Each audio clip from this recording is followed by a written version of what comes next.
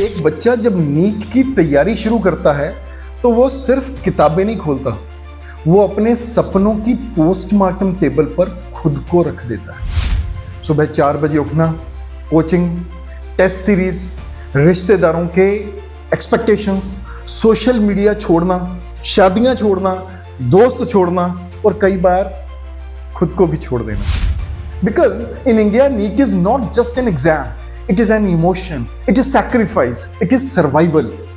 लेकिन फिर मई 3, 2026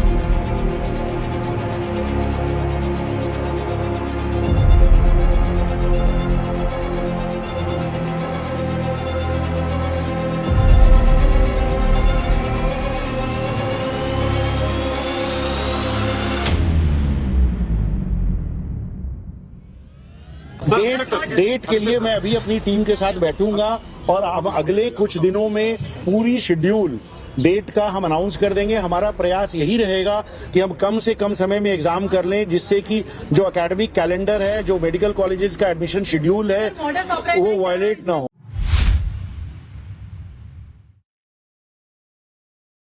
तीन मई 2026 को हुआ क्या? 22 लाख से ज्यादा बच्चों ने देश भर में एग्जाम दिया। किसी ने मंदिर पहले जाकर फिर पेपर दिया, किसी ने मां का हाथ पकड़कर सेंटर में एंट्री की जब हाथों में पसीना आ रहा था, किसी पिता ने मजदूरी से पैसे बचाकर बेटे को कोटा भेजा, किसी मां ने अपने गहने बेचकर बेटी की कोचिंग फी भरी। और उसी समय कुछ लोग, कुछ लालची लोग, कुछ कोचिंग माफिया, कुछ करप्ट नेटवर्क्स, कुछ बिके हुए दिमाग इन बच्चों के सपनों की बोली लगा रहे थे। 30 लाख में पेपर, 10 लाख में गारंटेड क्वेश्चंस, व्हाट्सएप पर सर्कुलेशन, प्रिंटेड प्रेस से leak, multi state network, Sikar Rajasthan से गुरुग्राम, गुरुग्राम से नासिक, और पूरे देश में यह सिर्फ पेपर लीक नहीं था, दिस वाज ऑर्गेनाइज्ड बिट्रेयल। एक ऐसा बिट्रेयल जिसने लाखों मेहनती बच्चों को यह सोचने पर मजबूर कर दिया, क्या मेहनत सच में मायने रखती है? आज देश का हर ऑनेस्ट स्टूडेंट अंदर से टूटा हुआ है, क्योंकि जिसने चीटिंग नहीं की उसका भी पेपर कैंसिल हुआ ना। Imagine the psychology. एक बच्चा जिसने 2 साल तक हर दिन 12 से 14 घंटे पढ़ाई की, अब दोबारा उसी मेंटल प्रेशर से गुजरेगा। उसकी कंसंट्रेशन टूट चुकी है, स्लीप साइकिल डिस्टर्ब हो चुकी है, कॉन्फिडेंस क्रैक हो चुका है, और पेरेंट्स, उनकी एंजाइटी कोई नहीं समझ सकता। एक मिडिल क्लास फादर जो ईएमआई भर रहा है, हॉस्टल फी भर रहा था, कोचिंग फी भर रहा था, ट्रेवल एक्सपेंस उठा रहा था, उसके लिए यह सिर्फ एग्जाम नहीं था, यह फैमिली इन्वेस्टमेंट था, यह इमोशनल इन्वेस्टमेंट था। और अब फिर से अनसर्टेनिटी, फिर से प्रेशर, फिर से फियर। सबसे खतरनाक बात क्या है जानते हैं?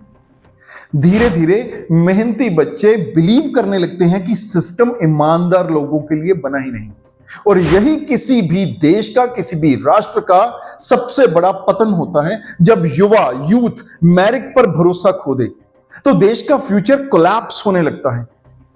और अब मैं कुछ कड़वे सवाल पूछना चाहता हूं उन पेरेंट्स से शॉर्टकट्स खरीदते हैं, उन कोचिंग इंस्टीट्यूट से जो रैंक के नाम पर एथिक्स बेचते हैं, उन टीचर से जो बच्चों को नॉलेज नहीं सेटिंग सिखाते हैं, और उन स्टूडेंट से भी जो सोचते हैं सब कर रहे हैं तो फिर मैं क्यों नहीं। Listen carefully. जब आप लीक्ड पेपर खरीदते हो तो आप सिर्फ चीटिंग नहीं करते, यू मर्डर फेयरनेस। आप किसी गरीब लेकिन डिजर्विंग स्टूडेंट की सीट छीनते हो, आप किसी ऐसे बच्चे का सपना तोड़ते हो जिसने शायद रातों को रो रो कर पढ़ाई की हो। और अब समय आ गया है कि पार्लियामेंट राजनीति से ऊपर उठे। This is not BJP versus Congress, this is not left versus right, this is India versus corruption. हम मांग करते हैं कि पेपर लीक को सामान्य अपराध नहीं, राष्ट्रीय विश्वासघात माना जाए, राजद्रोह माना जाए। सख्त राष्ट्रीय कानून बने।